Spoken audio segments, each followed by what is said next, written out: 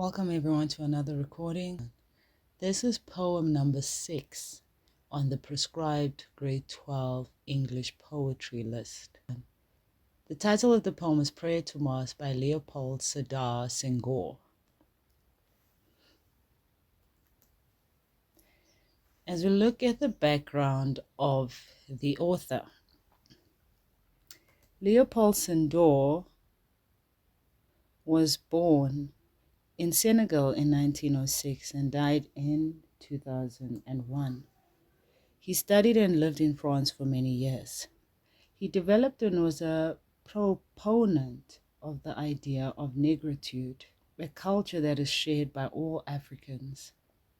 He believed that Africans should be proud of their culture, but should also incorporate the best elements of other cultures into it. He was elected as the president of Senegal in 1960. He established a multi-party state and a strong education system. At times a controversial figure, Senghor is viewed by some as symbolic of peace between France and its colonies, while others think he encapsulates neo-colonialism. He believes strongly that union between all was possible. Senghor wrote this poem at a time when Africa was shaking off its colonial rule. The process was lengthy and difficult. In many instances, there were violent protests and fights. He calls colonial rule the Africa of despotism, referring to the fact that African people lacked any political power. So we look at the historical context of the poem. Prayer to Mosques is a poem by influential Senegalese poet and politician Leopold Sedar Senghor. It was published in 1945 in his collection Chants d'Ombre, Songs of Shadow. Senghor often used his work to illuminate African history and contemplate the consequences of colonialism. Educated in Paris, Senghor was a founding member of the artistic and political movement Negritude, which emphasized pride in African and Black identity and history, which he practiced through his poetry. With Prayer to the Mosques, Senghor looks back on the history of his people and its troubled state. Turmoil and exploitation dominated sections of the poem, but Senghor ends with an optimistic message. So despite the hardship and the prejudices to which they are subjected, his people are strong and capable, able to create new beauty and prosperity. The coat of arms of Senegal. The lion is the national symbol of Senegal. It represents strength. Historically, it was the symbol for the power of kings before the French colonized Senegal. The speaker addresses this poem to African mosques. This affirms the element of African culture. The poem celebrates the role of African people and outlines the speaker's belief that it is Africans who will return the memory of life to men with a torn hope.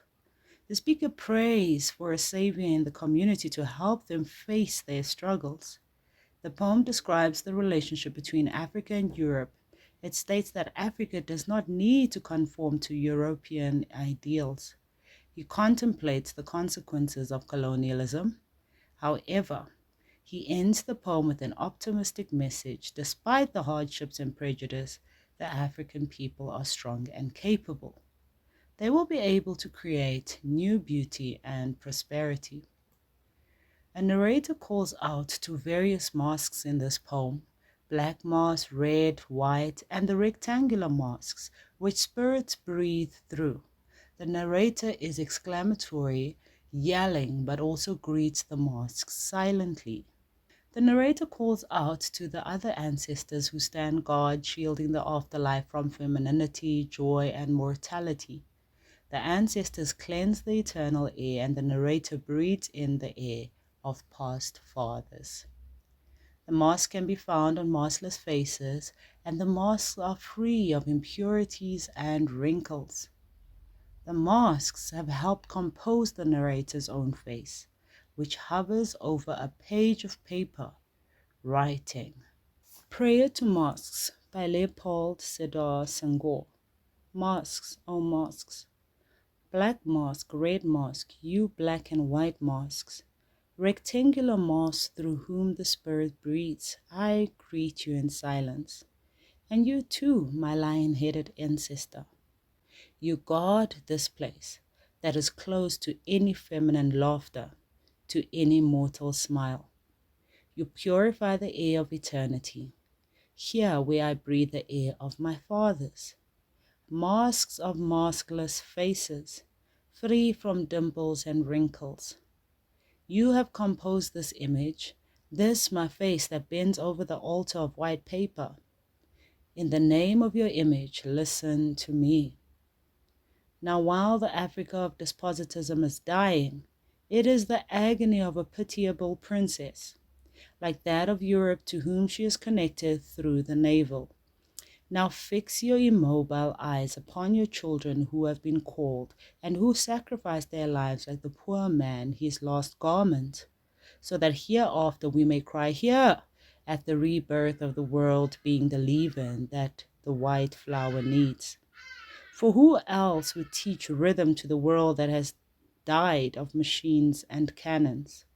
For who else should ejaculate the cry of joy that arouses the dead and the wise in a new dawn? Say, who else could turn the memory of life to men with a torn hope? They call us cottonheads and coffee men and oily men. They call us men of death. But we are the men of the dance whose feet only gain power when they beat the hard soil. As we look at the ancestral mathematics, it's very interesting to learn that we come from 12 previous generations. We all needed a total of 4,094 ancestors over the last 400 years in order to be here today. So think about it for a moment. Imagine how many struggles and battles or even difficulties our ancestors had to go through. But here we are today. The ancestors are respected and venerated because they are elders and have walked the path that living people walk. They are predecessors to all those who are living and in a spiritual state of existence that gives them power to assist those who are living. So our ancestors are still believed to be here watching over us, even though they are no longer here in physical form.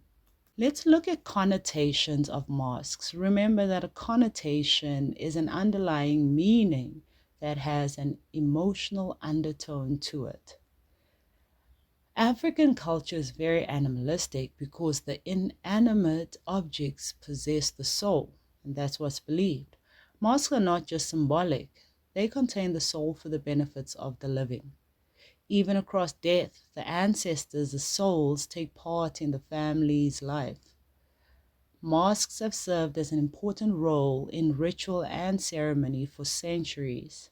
For example, if you think of the masks used on the igugu, or the spirits, the ancestral spirits of the clans, in the novel that is read in grade 11 titled The Things Fall Apart by Chinua Achebe. These ancestors or spirits were believed to come from the underworld and be covered in masks. We look at the dictionary meaning and the connotation of altar. Remember, diction here, we have to look at the denotation, right? So denotation is the direct dictionary meaning of a word. So an altar is a platform or surface created for a religious offering or a religious ritual. If we look at the connotation of an altar used in this poem, the poet basically sees the paper that he's writing on as a place where he may give an offering to his ancestors, I guess possibly in the form of a poem. We look at the word colonialism. This is defined as the policy or practice of acquiring full or partial political control over another country, occupying it with settlers and exploiting it economically. The title, Prayer to Mosques. If we look at the word prayer, here it is an appeal to a higher power or to ancestors. So it has a very positive connotation. If we look at the word mosques, traditional masks are worn in African culture, or it could also be seen as one trying to hide their emotions or their true intentions.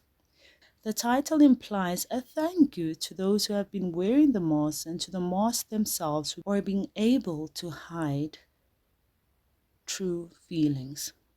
In prayer to masks, the carved masks collectively represent the culture of the fathers. We hear it in the lines, "You distill this air of eternity in which I breathe the air of my fathers." So the living is connected to the past by the masks. In these masks and the glorious culture, they represent the poet's appeal in the face of colonialism and the death of contemporary Africa and Europe. Black mask, red mask, you black and white masks. Here, Senghor pays homage to the spirits for their eternal greatness. He allows each one their due respect by acknowledging the color of their masks, including the colors of black, red, and white. The masks are prominently displayed at this place of worship. The poem begins by speaking of masks of different colors and implying how one can hide their true self behind them. The use of masks is a strong symbol of color and cultural identity, due to the connection of masks to African culture. The poet's use of colors, such as black and white, carries a racial connotation that are to be associated with the slave trade and oppression. So Senghor believes masks of the four cardinal points where the spirit blows have a force presence that protects all corners of the world. These spirits come together at this sacred place to be honored and praised in silent prayer. If we look at the word spirit, this is a reference to ancestors. The poet communicates with the spirits of his ancestors through the mask. In African culture, the wearer of the mask is often believed to be able to communicate with the being symbolized by it, or to be possessed by who or what the mask represents. If we look at the word breeds, the ancestors are alive in the spiritual world if they are seen as breathing. I greet you in silence. With the word I, this makes it personal, intimate, and sincere. So we see here that the poet includes the reader in this by using the word I. Greet you in silence. There is no need to use words. A slight gesture will suffice in this context. The speaker is familiar with the ancestor. They have communicated before.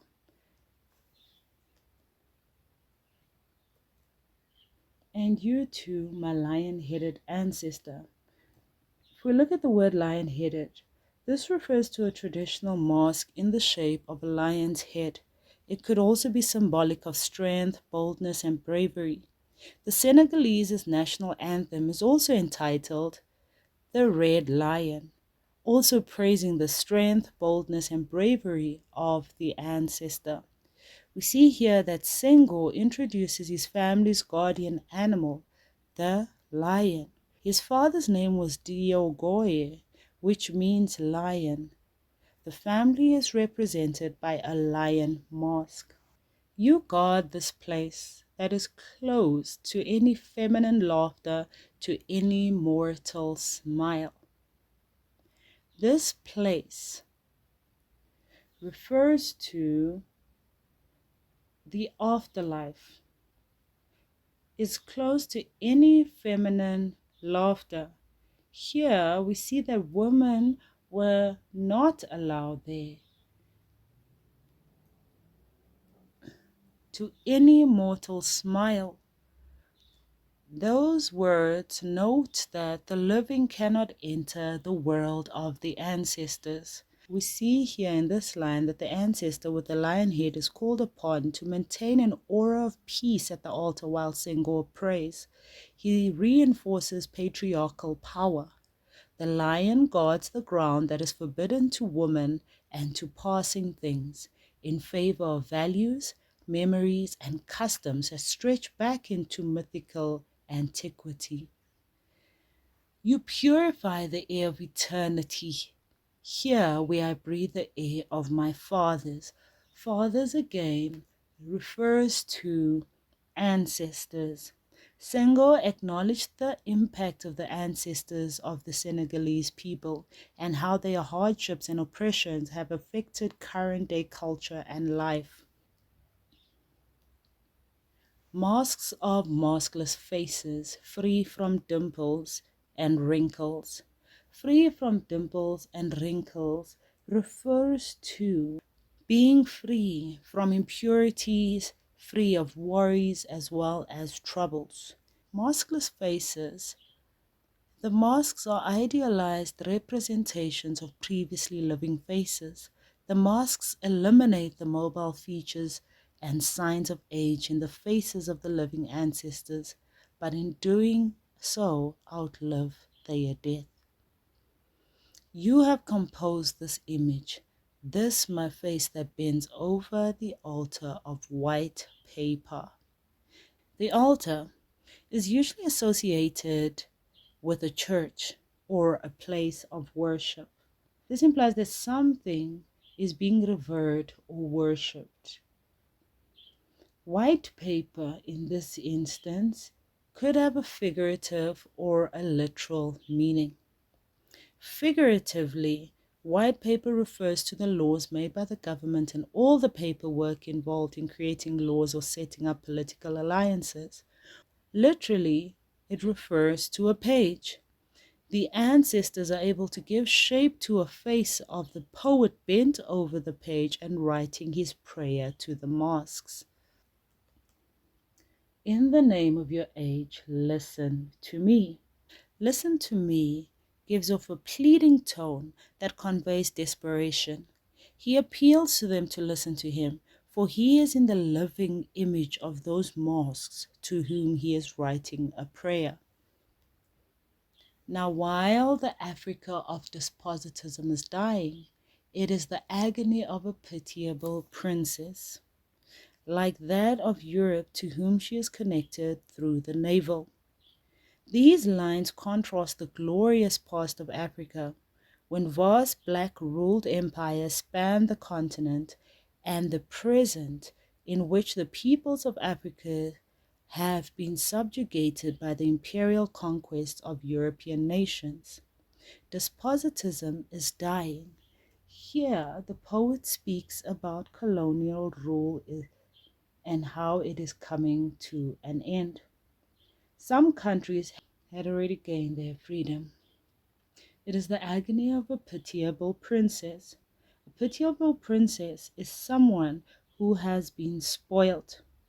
This conveys the idea that the European countries were forced to grant independence to their colonies. Pitiable princess also symbolizes the nobility of traditional Africa, and her death represents both the general suffering and decline of traditional African culture and the loss of political power of blacks to rule themselves. Connected through the navel. This image reminds the reader of the connection of Africa to Europe, much like a baby is connected to its mother via the umbilical cord. There's nourishment, blood flow, and all of those things. The colonial powers in Europe were referred to as the mother country. However, they did not act like a mother should.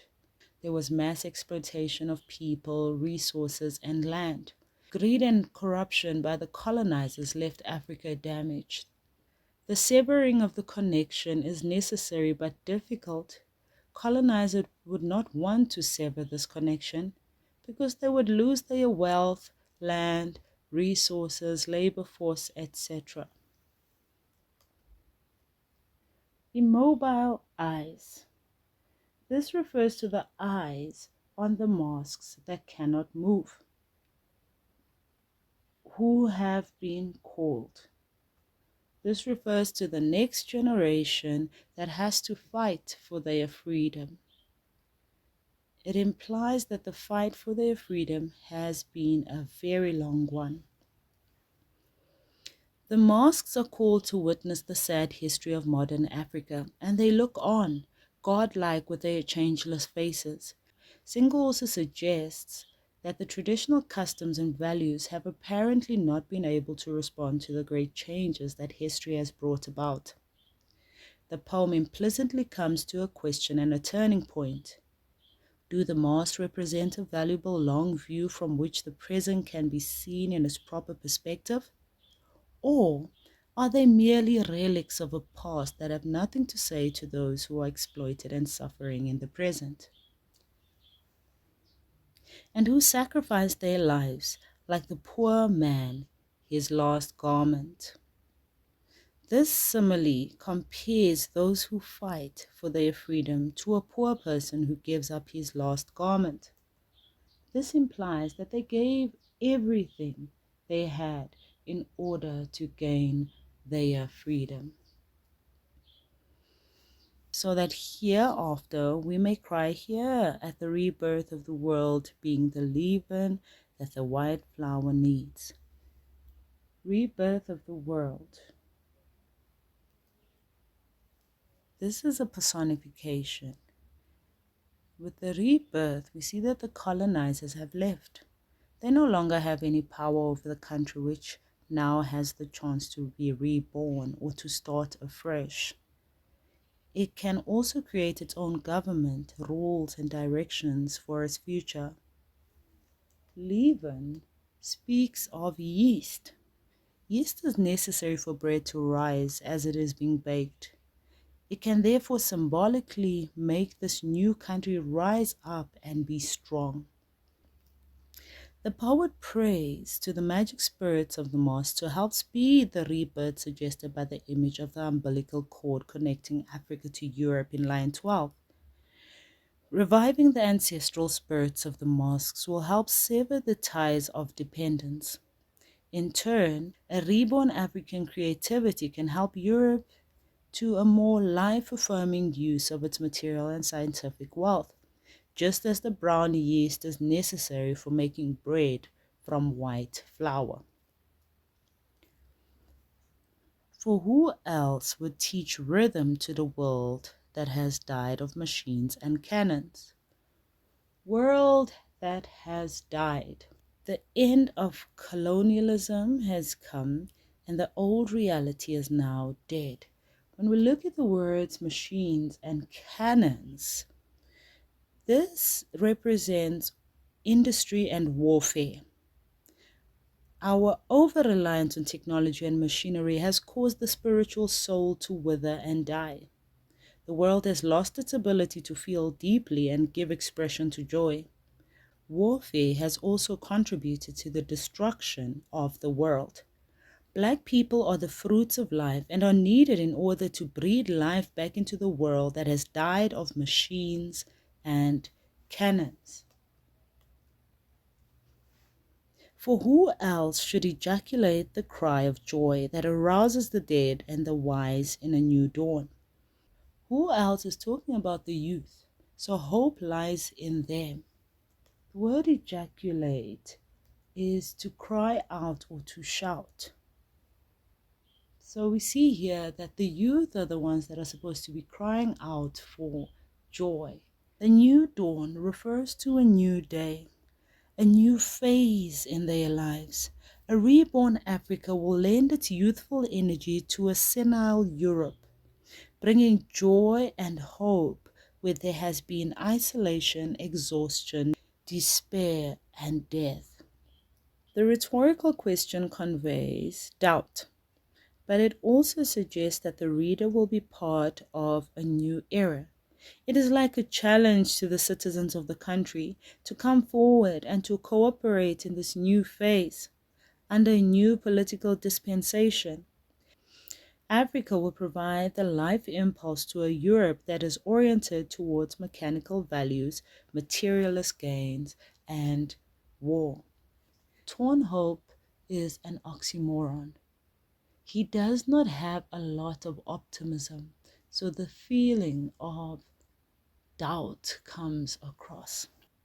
Say, who else could return the memory of life to men with a torn hope? Who else refers to the youth again? Hope lies with them. There is still hope. Torn hope suggests that there is damage done, destruction done. There has been violence, but there's still some small element of optimism. They call us cottonheads and coffee men and oily men. They here refers to the colonizers or the colonists. The theme of oppression in this poem is further supported by Senghor's referencing of stereotypical prejudice and racist comments and terms black people are often labeled with, such as cottonheads and coffee men, according to their physical traits. Lack of identity creates an impersonal tone. They call us men of death. Here they refers to the Europeans again. They view the black African as a fearful image of death. But we are the men of the dance whose feet only gain power when they beat the hard soil. These lines are emphatic and strongly connected to the earth. The people are involved in a traditional dance and they appear strong and resilient. This dance symbolizes their newfound freedom and how they will regain their identity and take pride in their culture. They will share this culture and pride with the rest of the world. Senghor writes with tones of hope for a brighter future in which black people, the Senegalese in particular, can be recognized for their beauty and value as human beings. Their future will have a different, creative relation to the soil and the natural world.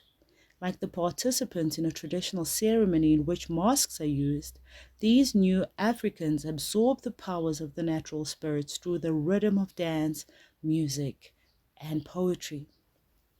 Let's look at the structure and the style of the poem. The line lengths are varied. The short sentences emphasize the speaker's intent. The speaker, at first, addresses the masks and then expands the message of the poem. The rhetorical questions are answered by the speaker at the end of the poem. The direct speech allows the reader to eavesdrop on the conversation the speaker is having with the masks. The speaker uses the first person pronoun, you, to engage the reader. So we look at the themes of the poem. African heritage should never be forgotten. Respect for the ancestors comes through as well.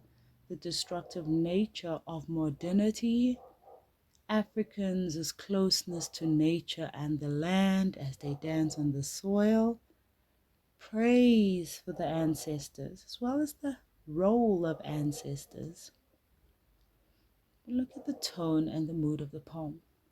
The tone is demanding but also quite respectful. It is one that is prayerful. It is respectful.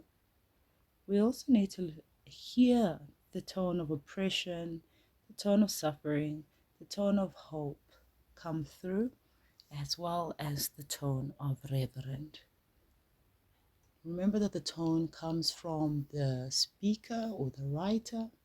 The mood comes from the reader. We as the audience feel, and that is the mood. while the tone comes from the speaker. The mood that we should have taken, or the mood that is felt, is meditative, hopeful, proud, and inspired. Let's take a look at contextual questions. This could be of quite a bit of assistance in the exams. The question reads, refer to line 3, I greet you in silence. Comment on the fact that the speaker greets the ancestors in silence. It's not often that you hear of someone greeting in silence. So if we look at our response, the silence emphasizes extreme respect and awe for the ancestors. The speaker feels that he is not worthy to speak in the presence of these great ancestors, so he remains silent and respectful. But then again, according to the explanation in the poem, we could also look at it as the speaker feeling that it's not necessary to use words and just a gesture is enough. Question 2. Refer to line 5. You guard this place that is close to any feminine laughter, to any mortal smile. Your response should take the idea of the speaker understands that it is a traditional setting. The role of woman was quite limited during this time. Most importantly, this is not a time for tenderness and gentleness. Remember that they were coming out of colonization, so there was a lot of fighting taking place during this time. It is a time for strength and a warlike demeanor. Question 3, refer to lines 10 and 11. Now, while the Africa of despotism is dying, it is the agony of a pitiable princess, like that of Europe, to whom she is connected through the navel. Critically discuss the imagery in these lines. Guys, the imagery should be able to picture what the poet has shown us. The speaker compares Africa to a pitiable princess or child who depends on Europe for her life. That was Africa once. We did depend on Europe. In the same way that an unborn child is connected to its mother via the navel and an umbilical cord. The speaker is saying that while she is under the control of Europe, Africa will never be able to grow strong and independent. It needs to be removed, or Africa needs to be removed from the connection to Europe. So the dependency is basically not good for Africa. Question 4, refer to line 19. They call us cotton heads and coffee men and oily men. The speaker suggests that Africa is rich in raw minerals, and the people of Africa provide, grow, and harvest and mine all of these resources that lead to economic growth and prosperity for the colonialists. Right? But it could also be very derogatory, as explained in the poem. Not only could we be rich in all of this development and economic growth, but remember that these were also derogatory terms used against Black people, therefore taking away their identity and classifying them below their white counterpart. If you were to look at the essay question, you can just pause, write down the essay question, try to write your own answers, and this is the suggested answer that is placed on this slide for you. Please check it out, pause, and write it down. It might be of great assistance to you. Thank you so much for watching. Please note that resources were used from the Department of Education. I hope that this video will be helpful, and if you have any other questions, please make sure to comment, like, share, and subscribe.